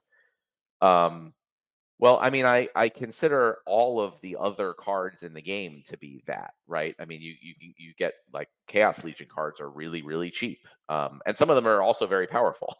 So like that's why I don't know if that makes sense. And also, like, the cards, especially the rare card, is like not super expensive. It's expensive to get like a max level copy of it. But to me, I think we actually have a lot of very cheap things available in the game right now. I mean, it's unfortunate, but that is the case. So that's why I've been focusing on we don't have a lot of like really exclusive high end things to purchase at the moment, and that's why I've been focusing on that. But all of the other cards in the game are you know cheaper cards that you can produce or purchase in conjunction with the promo card sales. Bolts 85 says, last question. I'm going to hold you to that. Which Splinterlands card and lore do you, Yabet Matt, find you can relate to, or in other words, what personality does that NFT card have that makes you become a fan of?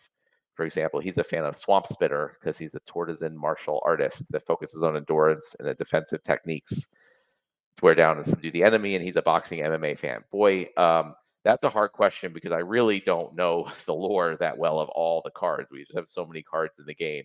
So I don't know what card I would necessarily uh,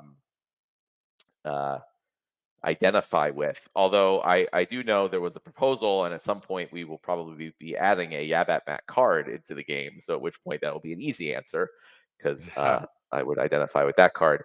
One of my favorite cards in the game has been and still remains Lobstradamus.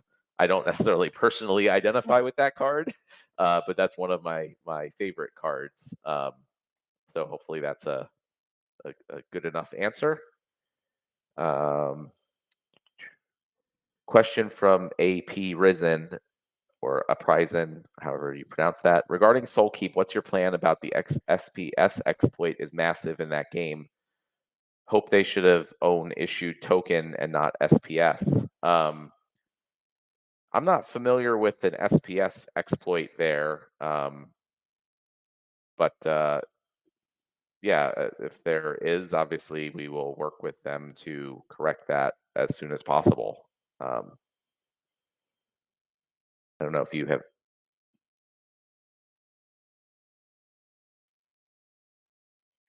Oh, all right, all right. I missed a question from YouTube. And Ron, I also see your other message. And yes, I've heard that I sound like Dr. House before.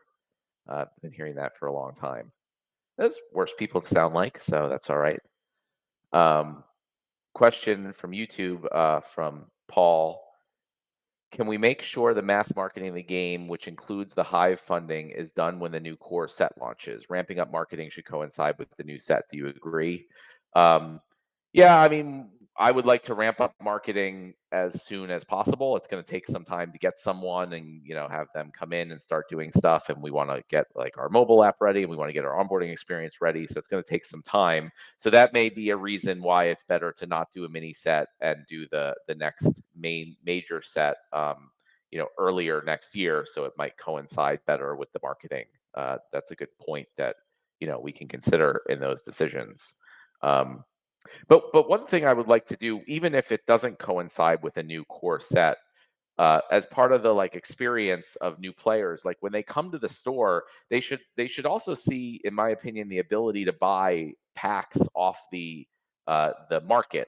And they don't have to know about it, but they should go, and it's not just Rebellion packs. They should also see, hey, you can buy Chaos Legion packs and Rift Watcher packs, and it just shows the price, and they can buy them and not necessarily have to know it's any different than buying Rebellion packs. Just like for new players, especially making it easy for them to get, they need to get cards, and as many as they can, in the cheapest way possible as a brand new player. So showing Chaos Legion packs off the non-card market just in the shop there as a default option for them to buy, is a way that we can benefit from marketing and promotion, even if it's not around the new core set. So that's part of the thinking with all these things. Question: would you agree that a free-to-play app in the App Store is key for long-term player-based growth? Yeah, well, so there's a bunch of different things in there. So um, I think we can grow. I don't think we need that, but I think it will be very helpful, and that's part of what we've been working towards. So the whole tech modernization is so the site works better on mobile, and then we can wrap that into an app and get it in the App Store. As part of the onboarding experience, we'd like to improve the free to play experience. Basically, allow players to come in, play the game, purchase cards, earn glint, do all these things without even having to buy the spell book. And the spell book would really just unlock the crypto-ness of it, would allow you to basically transfer assets out of your account or sell assets and earn SPS and hold SPS tokens. So that was what I would call the free to play experience. And so that's all part of the plan. So we are planning to do that. So if it turns out to be key for player-based growth, then we plan to have it. Hold on a sec. For some reason, my computer is saying that it is not charging and it is low battery. So, Nate, or investigator, I'm gonna take a look at this so my computer doesn't die in the middle of the stream, and I'll be back in just a minute here. It's just got a weird low battery warning, even though it is plugged in. Quick, distract the people. Yeah, I don't know how close it is to dying because these battery indicators aren't the best. Yeah, so let's see. I guess the next one is about morale. Yeah. Now we're sad because Matt can't talk. Nate, how's your team's morale? How's what? How is your team's morale? I think I got some real troopers on the creative side. It's we're trying to do a lot more with less. I don't know if anyone's noticed, our production rate. It used to be back in the day, people complain, you guys are so slow. Thankfully, I haven't heard that often. I mean, you could say, well, land, crap, dang, everyone wants land to go faster, right? But I mean, big picture, I don't know if I've heard that complaint as much. And I think a lot of that has to do with, support, engineering, credit, just all the whole team working so hard, so passionately to try to get these updates every Tuesday, every other Tuesday, just go, go, go, go, go. I'm pretty proud of them. And when I say, hey, I need you to do more, then I'll be typing away at like midnight, 1 o'clock in the morning. And I'll be typing something for maybe Joey, the narrative designer, to see the next day. And I'll push enter. And then I'll go to walk away. And he's like, oh, he responded. Like freaking 1 or 2 in the morning. We're working. I'll be on the weekend. Alfredo, our creative coordinator, I'll put something so he could see it on Monday. Nope, beep. He immediately responds. Everybody just lives and breathes Splinterlands. On the creative side, they're not lacking in passion. I think everyone is pretty gung ho. We want to see this project to succeed.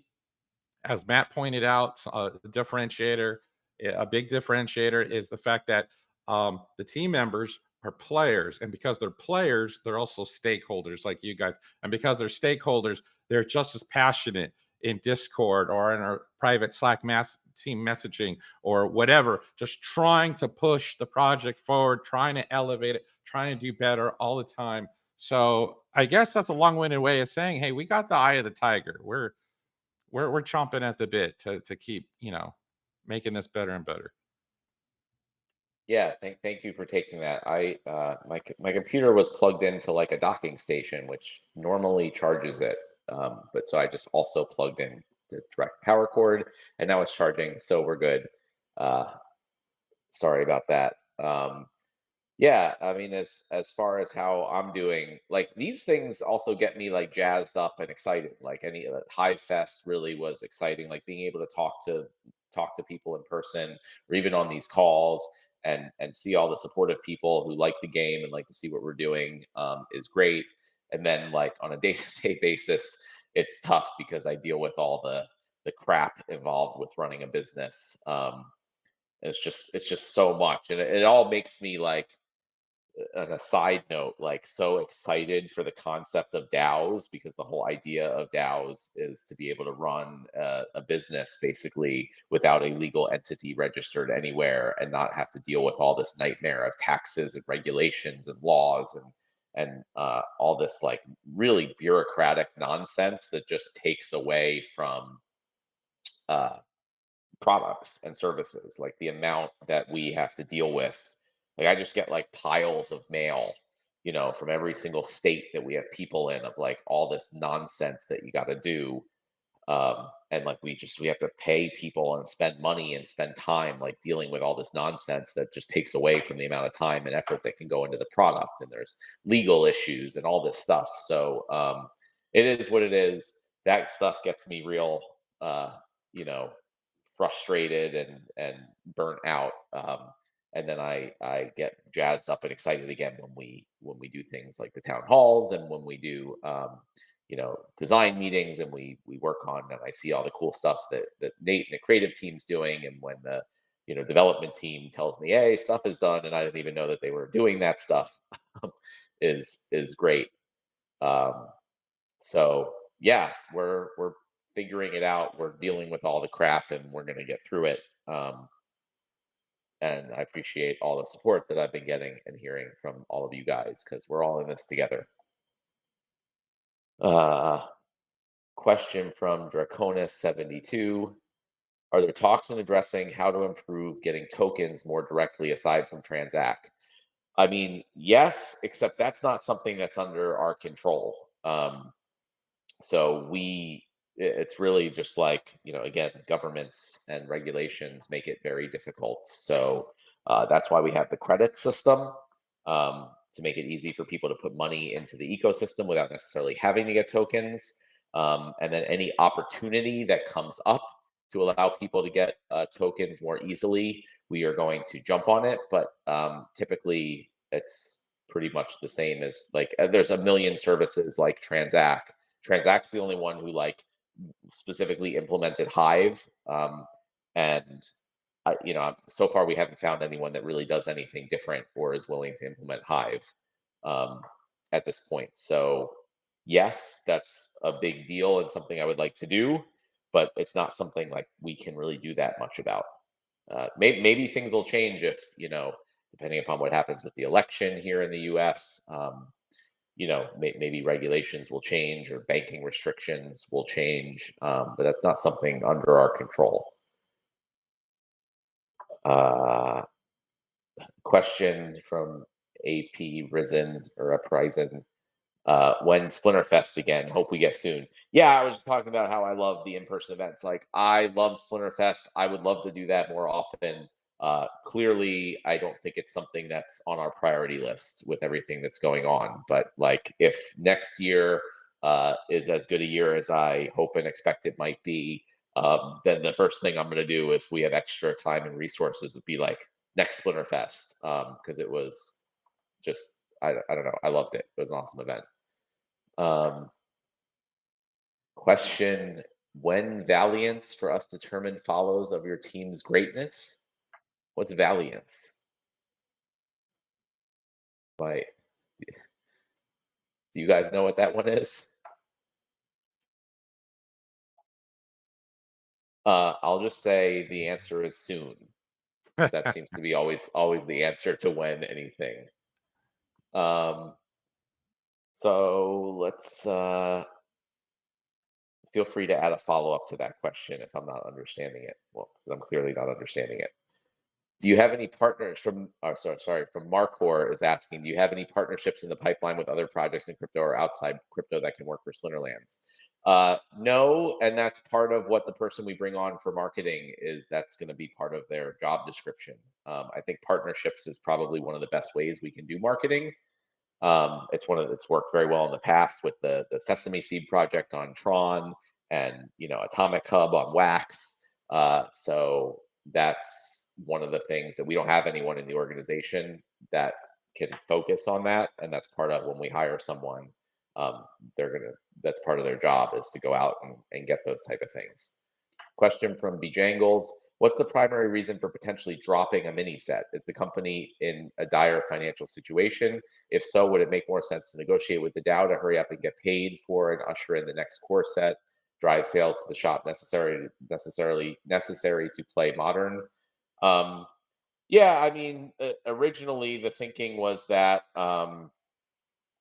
it would be better to have more stuff to sell out sooner, and not just for the company but also for the value of DEC and SPS tokens are based on demand for stuff in the game. So I was like, well, is there a way we can get more stuff in the game, that's not like doing a pre-sale for something big that we're promising that we won't be able to deliver for years, or like just what's a way we can get more stuff that we can sell to just bring more demand and more value for the tokens, and then also bring revenue for the company at the same time.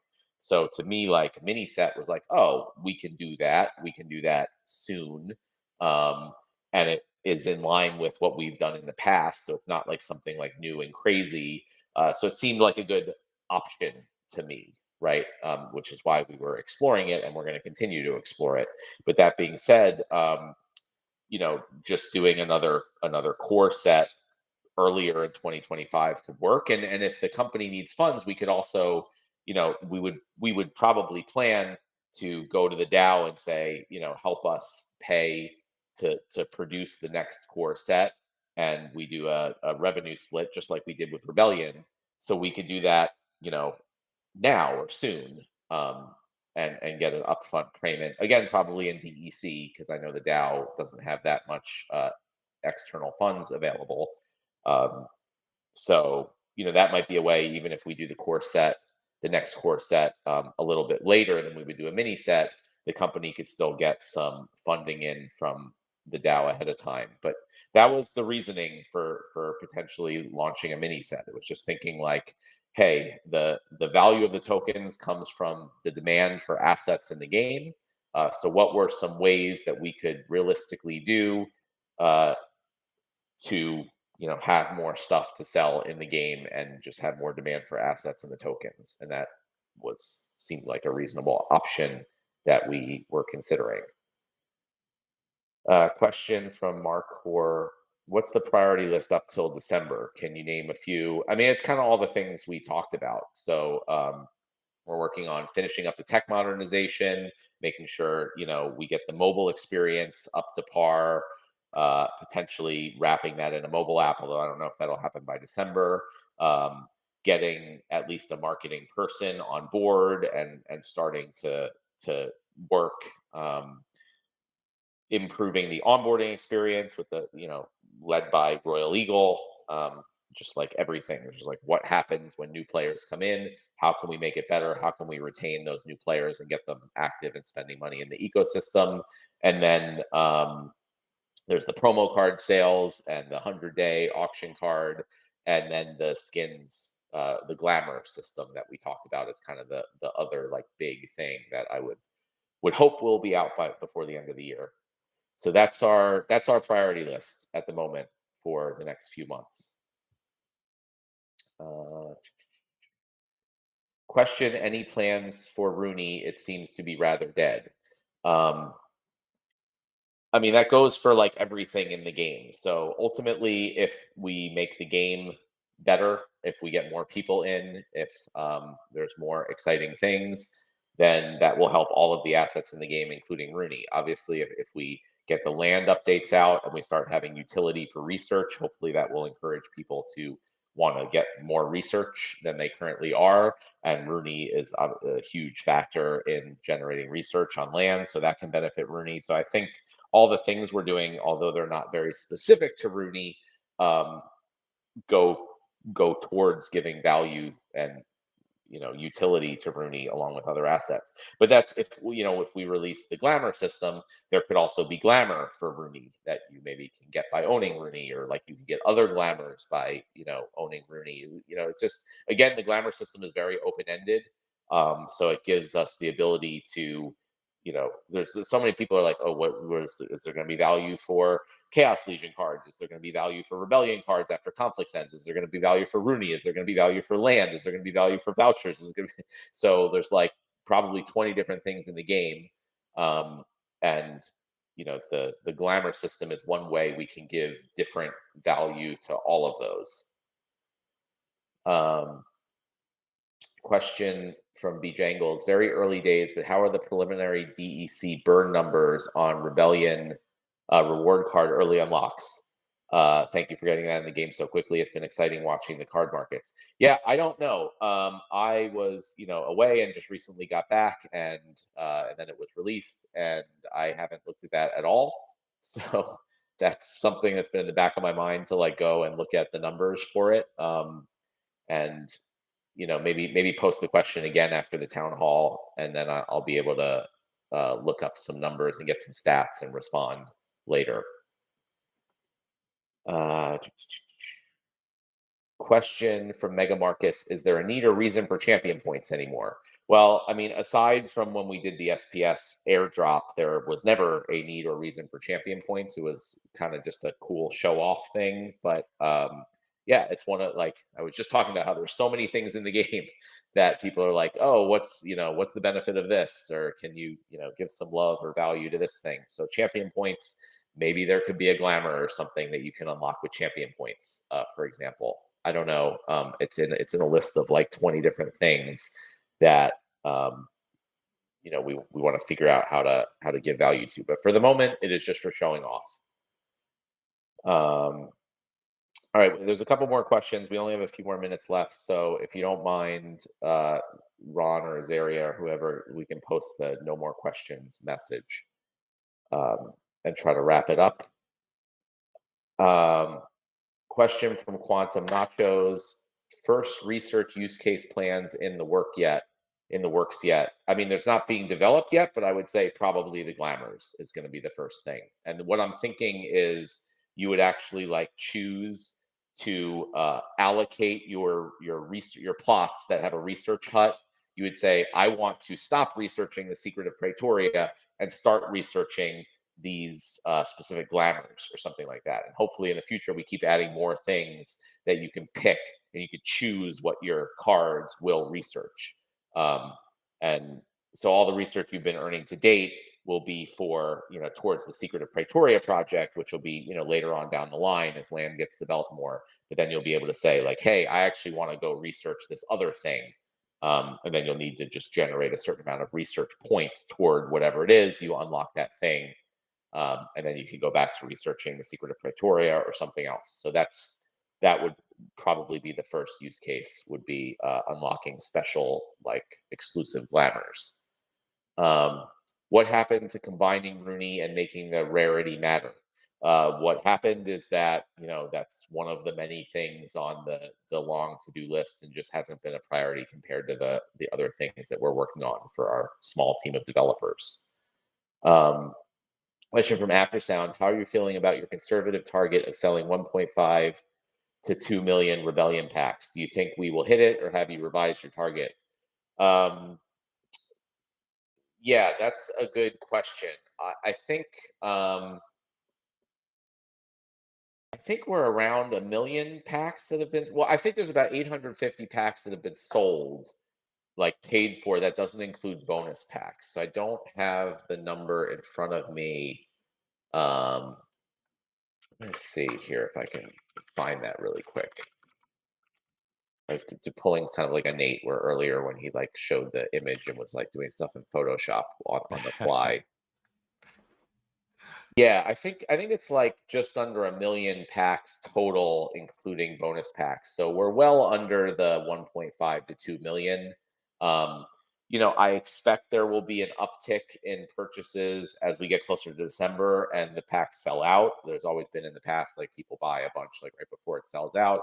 Is it going to be another 500,000? Probably not. So at this point, I would expect we're probably not going to hit the 1.5 million. But that's okay. You know what that means? It just means there's less of those cards in circulation, and ultimately, if we're successful in bringing more people into the game, um, hopefully those cards will be more valuable. And then every next time we release a card set, everyone will be like, "Oh man, I should have bought more Rebellion packs. I'm not going to make that mistake next time." Which is I've talked about before. Like we in the past, we had that packs alpha, beta, etc. would sell out. The values would go up, and people would be like, "Oh, next time I want to buy more because I should have bought more of the previous edition."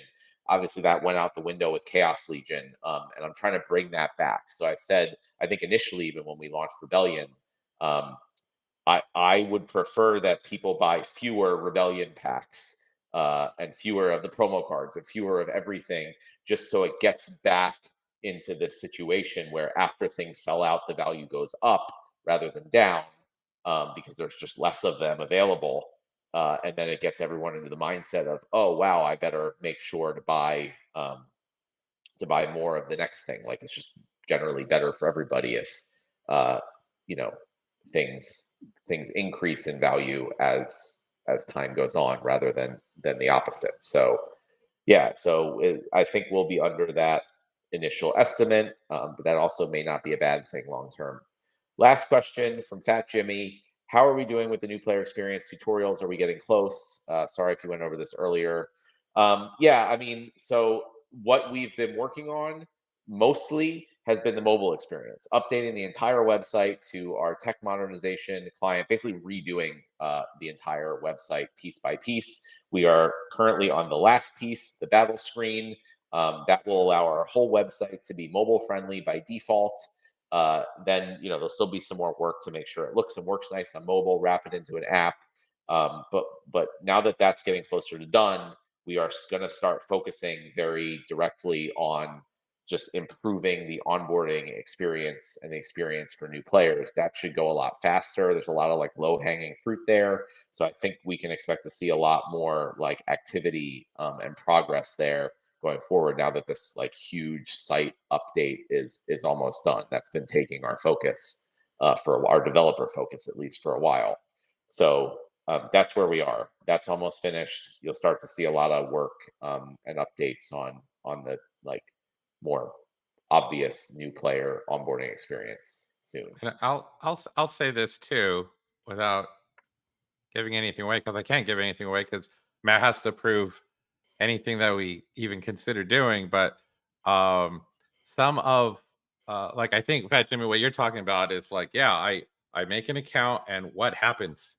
Is there a tutorial? Is it all contextual tips? What does it look like?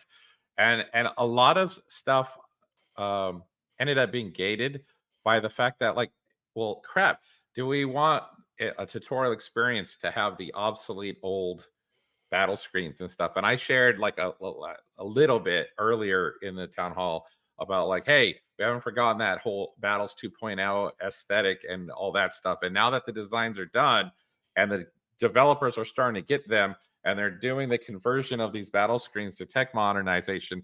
Like that's part of it. What Matt is saying is legitimately part of like, hey, yeah. And then when that happens, then boom, we'll be like, what's the next stage of that, and how much of that can we get done before the end of the year? And that's all, stuff we're still sorting out. Yeah. All right. So it has been 2 hours. It's 9 o'clock Eastern. We're going to wrap it up for tonight. Hopefully, everyone is excited as we are about, especially the cosmetics and the Glamour system that we talked about coming up. So, as I've said before, pretty excited. I think the whole team's pretty excited, despite some of the difficulties for what we have coming up over the next, 3 to 6 months, and then beyond that. And again, as I always do, I want to thank everybody here, the community, because you're why all this is happening. You're why we get to do this. And we really appreciate all the support and everything that you've given us over the last 6.5 years, and we look forward to the next 6.5 years with all of you, and hopefully lots and lots and lots of new players who will be able to say, "Oh, I was in before Land 2.0." Hopefully that'll be a big thing one day down the line. So I will talk to everyone next month. For the next town hall. I'm not sure. Let me see what's the date on that one. It looks like it will be Thursday, October 17th at 11 a.m. Eastern time. So we'll see everyone then. Thanks. This is our story, the one where we will not accept defeat. This is our ending, where you and I will not accept defeat. Suffer our enemies,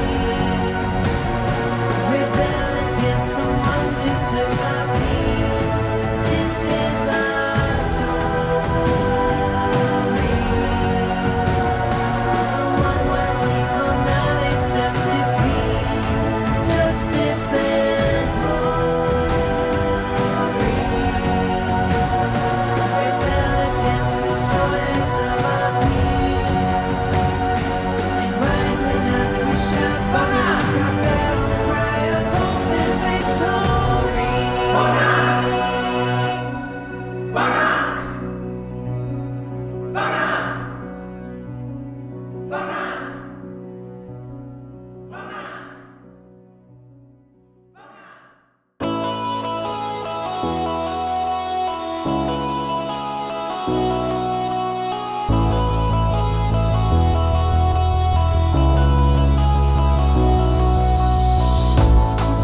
When chaos reigns and hope is lost, when your darkest days aren't saved by the dawn, we bring the light to help guide the way. We are with you. We are the Rift Watchers.